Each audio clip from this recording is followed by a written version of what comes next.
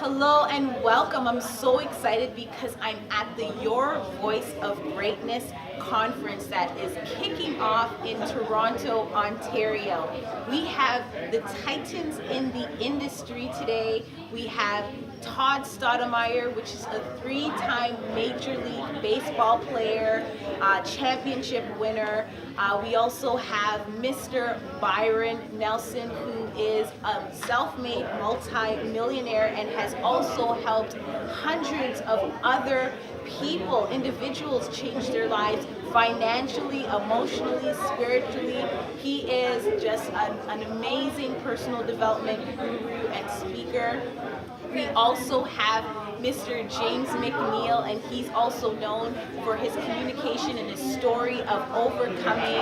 And we also have Mr. Les Brown. I'm so excited. Les Brown is an American motivational speaker. He's an author. He was also a television personality in politics. This guy has been doing this for years. I remember him through when he had his tapes out and his book, Live Your Dreams. We just have the giants all in one room today.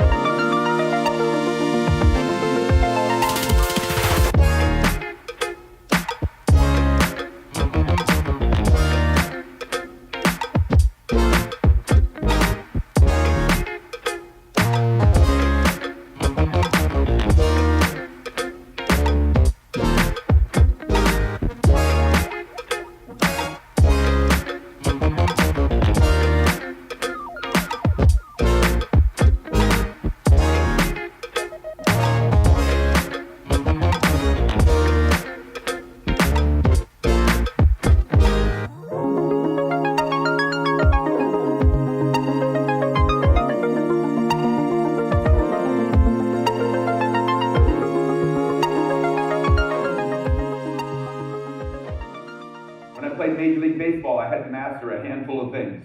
When I worked at a Wall Street firm, I had to master a handful of things. When I wrote my book, I had to understand a handful of things. That's it.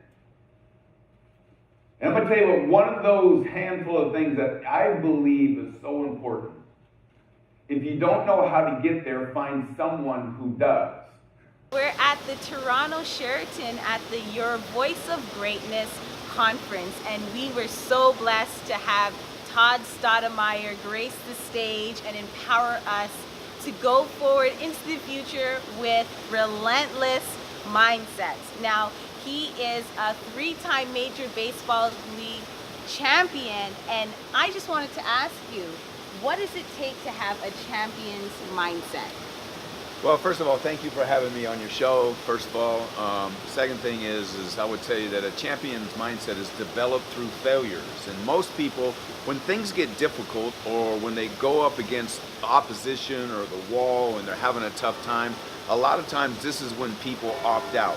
And I would just tell you that people become extraordinary by doing ordinary things very well over and over and over, going through the pain, going through the struggle, going through the sacrifice, and then outboars or bears the champion. And the champion is because of a person who just embraced the pain and the struggle and decided to make it through. Wow.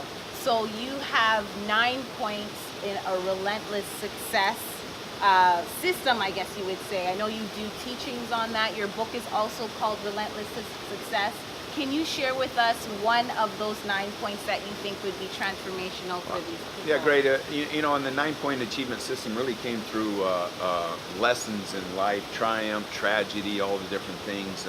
And each of the sections was because I was struggling or having a difficult time, and I had a group of people around me that lifted me to a higher place. And One of my favorites is fighting the enemy. People say, well, Todd, what is fighting the enemy? And that's really, it could be other people's opinions. It could be a lack of belief. It could be all the obstacles that could potentially get in front of you or be standing between you and your goals and your dreams. And we have to overcome that enemy. And a lot of times the worst enemy can be our own self-doubt. Wow, thank you so much, Todd. So I know your motto is don't quit. That's it. You don't quit, right? That's it. Awesome. So thanks for watching, guys. This is Todd Stottlemyre, and continue to tune in to the Cherene Francis Show. It's hard to continue to believe in yourself. And I found myself in that situation right here in the city of Toronto, and I called my coach. The person I trusted the most, a guy who had gone through the wars, who'd been through ups and downs in Major League Baseball, who has coached, who not only played with Hall of Famers, but he's coached Hall of Famers. He didn't just tell me how to do it, he also had done everything that he was going to teach me. He had the wisdom. He had the wisdom. He was a credible coach. He was also my father. At the time, he was the pitching coach for the New York Mets. I called Dad. I said, Dad, I'm struggling. He goes, I see. And he goes, I've watched. Now, my father watched from afar. He watched through film. He watched through ESPN.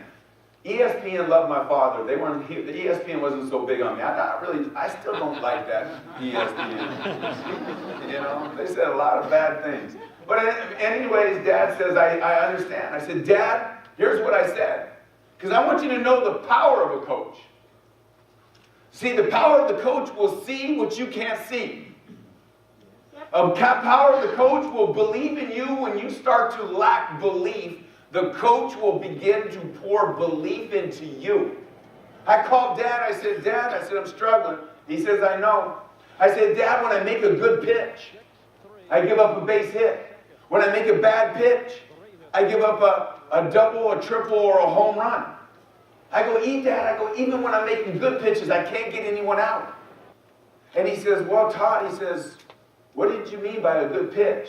I said, Dad, I throw a ball way inside off the plate. I jam the guy. You know, it's up and in, and they find a way to get the ball into the outfield grass, and it's called a bloop hit. And then when I get the pitch and I miss the location, they get extended and they hit it a really long ways, Dad. And he says, well, first thing, Todd, I need you to understand is those pitches that you think you're making good pitches are not good pitches. See, a coach can see what you can't see. See, here I am. I think at times I'm making good pitches, but not getting the result. And my coach says, actually, your bad result is a reflection of a bad pitch. You're not really making that many good pitches. And I was like, wow, I'm worse than I thought. I'm like, glad I called you, Pops, right? And he said, listen to me. He says, it's just a few things, Todd. He says, and if you'll do these few things, you'll go from being really bad to dominating. I said to my father, I said, Dad, I don't even need to dominate. I want to get from bad. I'd be okay just being good. He says, no. He says, if you'll buy into what I'm saying, he says, I'm telling you. He says, if you can do these few things, I'm telling you, you'll go back, and he says, you'll dominate major league hitters. I was like, wow. I didn't believe, at the time, I was lacking belief. Hi, my name is Cherene Francis, and I help entrepreneurs, business owners, service professionals, and anyone that's the face of their company get more clients, sales, and opportunities through personal branding. Connect with me at cherenefrancis.com for your personal branding kit, or contact me for a complimentary consultation to create more influence, impact, and income. And then the last thing I have to share is service. I love service. Do you guys love service? I love it. How many here would honestly say some of your happiest moments are when you saw a life was better off because you existed? How many people would say you love to make this world a better place?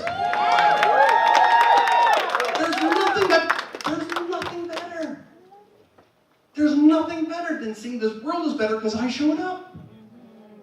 Oliver Wendell Holmes said the greatest tragedy of our times is most people die with their music still in them. Don't let that happen. You have a song to play. You have things to do, things to be, things to have, and things to give. You are most turned on by service. Can I get an amen? Amen. You get turned on by service. You love it. And so do I. Service. One of the first things I learned in Spanish. Estoy aquí para servir. I am here to serve.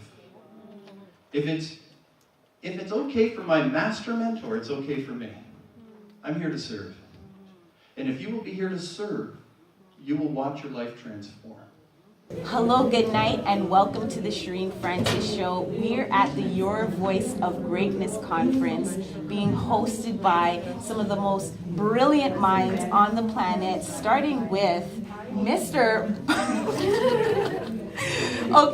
Mr. Byron Nelson. It's such a pleasure and honor to be able to briefly chat with you now about what just happened over the course of, over the course of, I would say, 24 hours. Now, who we're talking about right now is a gentleman who is a self-made, multi-million-dollar man who has also transformed the lives of hundreds of thousands of individuals, helping them spiritually, mentally, and emotionally, as well as financially transform their lives. So this man is not only a life changer, I would say mind shifter, helps you break through in your lives. He does amazing work on the inside as well. So I have a huge question for you. I have a huge answer. Okay, good. All right, I know, like the heights here, so definitely gonna be big. I'm in.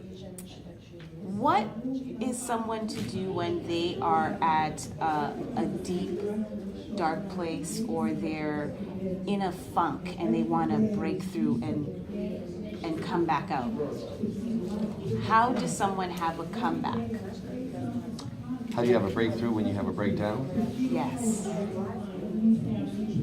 You first have to believe in yourself. More than anything else, you got to believe in yourself. And you have to believe that you're still alive for a reason, and that you are the greatest gift that God brought to this earth. And once you know that you're still around for a minute, like one of my friends used to say, I'm from the streets. Originally, half and half. I was a half-breed.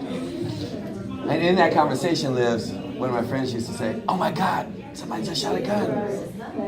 I said, "Are you dead? You're still talking. Why are you worried? Leave."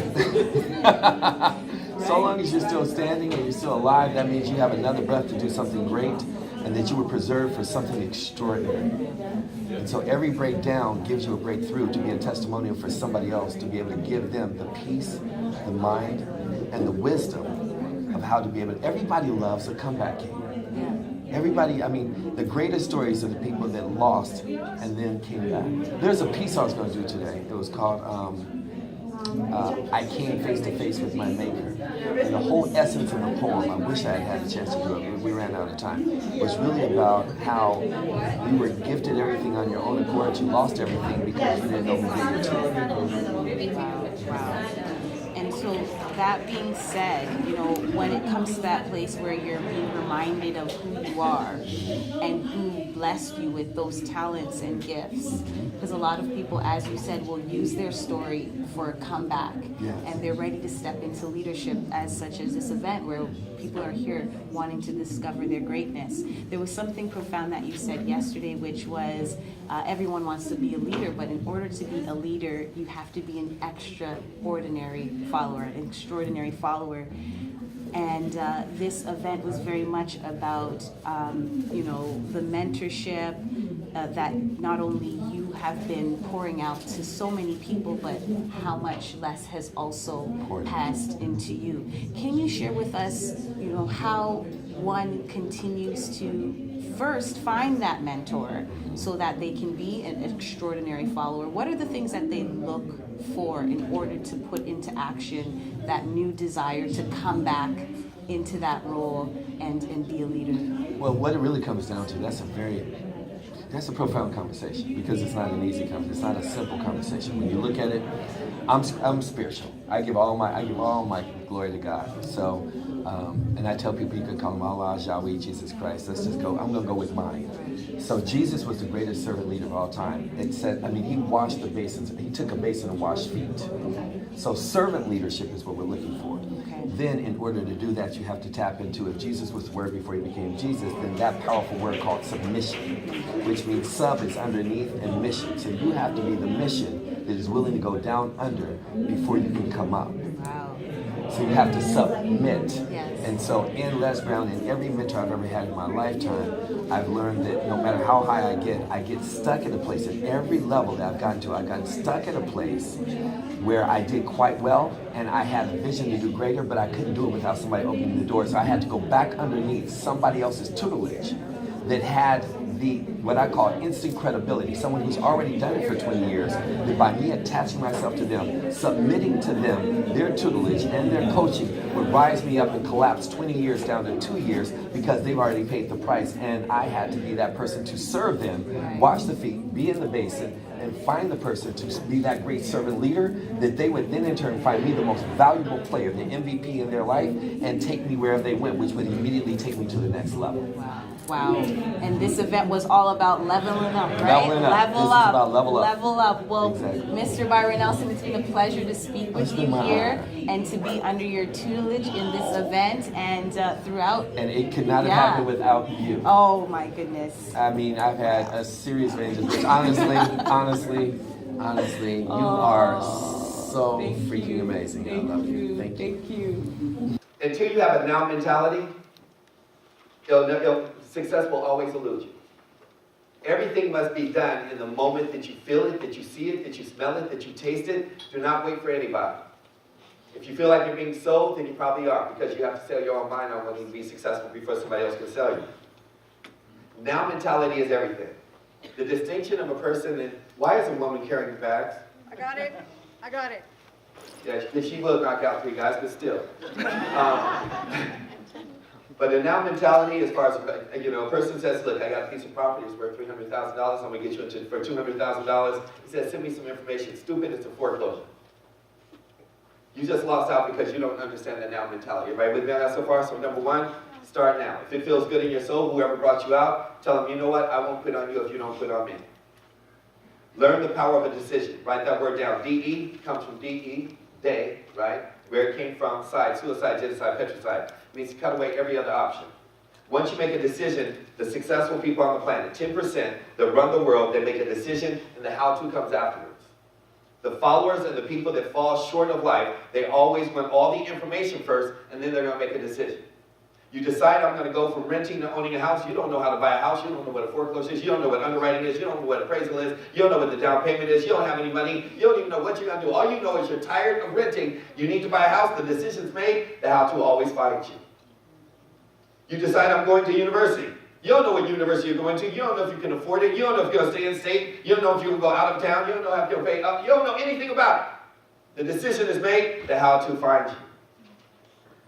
The how-to will always find the people that make a decision, that stand for something and fall into the decision-making process. Great leaders know how to make a decision all the time. Start, make a decision, in, out. Whatever decision you make, it's always the right decision. Does that make sense? Yes or yes? Yes. Number 2, understand vision. Vision inspires success in others now. That's what the acronym stands for. Vision inspires success in others now. Every extraordinary leader has vision. Hi, I'm Kula Selatrai, founder of NetWin Place. I'm a certified business coach and an award-winning author of the book called Action Leads to Success. I'm putting together this co-working space for entrepreneurs to come in, connect, collaborate, and create. So this is a place where you have business ideas, you want to become a successful business owner. Come and work with us. We'll help you to become successful as our member. Some of you have met with earlier. Talk to you about the Byron factor. Boldness. Yes. Radical change. Openness. And never, never, never, never, never, ever give up. How many of you have some major goals you'd like to achieve? Raise your hands, please. Thank you so much. Good. I like to ask that question, and most people raise their hands when I ask that question. But I've been reflecting on my life, and reflecting because I was at a funeral of a friend that I thought we would grow old together. And what we know, we don't know the day, the time, or the hour. So I want to ask you another question as I've been reflecting on my own life as a 21-year cancer conqueror because of God's grace and mercy. How many of you know if you had your life to live over? We need to get another microphone? This battery is on the way out. Okay. How many of you know if you had your life to live over again, you could have done more than what you've done? Okay. Wow. Hello, testing 1, 2, 3. Testing 1, 2, 3, 4. How many of you know if you had your life to live over again, you could have done more than what you've done thus far? Raise your hands, please. That proves a point. What's the problem here? The microphone's going in and out. Do we have a reliable microphone? Have a reliable server. Here you go. Got a reliable server. Thank you. Okay, let's go with this. Okay. I'll just make sure it wasn't a Trump phone. Oh, behave, whatever. I was on a tour with Donald Trump, and it was called Millionaires in Trading several years ago. And he was lamenting to some reporters that my father only gave me $14 million. I would say, what? That would have been my dream. $14 million. I'd have said, I got this. I was given 2 pieces of sugar cane and had to be raised in a world that was influenced by his father, who in 1925 was arrested at the largest Ku Klux Klan rally in the United States. He was one of 9 people that was arrested. And I came up in an environment, when I look at you, I can tell you something, share something with you that even though I don't know you, but based upon my own experience, that you have greatness in you. You have the ability to do more than you can ever begin to imagine. And many of us never discover that because we come into a world where we're told more about our limitations rather than our potential. In the States, where I was born, in an abandoned building on a floor with a twin brother, Wesley, and we were adopted by Mrs. Mamie Brown. Mama, she was 56 years of age. She never had any children, and she took us in as foster kids. She worked for wealthy families. She cleaned their homes. She cooked for them, and we ate the food left over from the food that she cooked. She kept their children, and we wore the hand-me-down clothes of the children that she kept. Mom only had a 3rd grade education, but she had a lot of love. I am seated on the stage because of 2 women. One gave me life, and the other one gave me love. Thank you.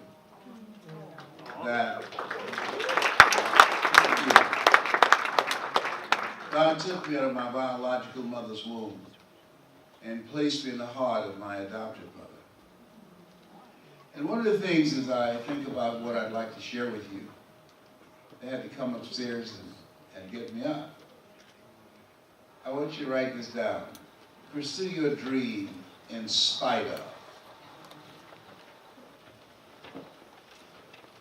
The things that you want to happen in life, that you want to make happen, it won't just be a straight path to it.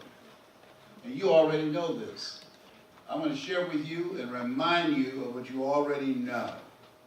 You have to make a conscious, deliberate, determined effort, as I did, to get up, in spite of the pain that I feel in my left side of my back in the scapular area where they say cancer's eaten 40% of my T1 vertebrae.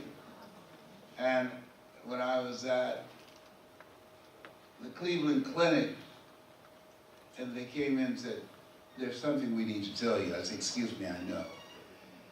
Cancer's eaten 40% of my T1 vertebrae. No, but it also has metastasized to the T2, the T3, and your spine, and the C7.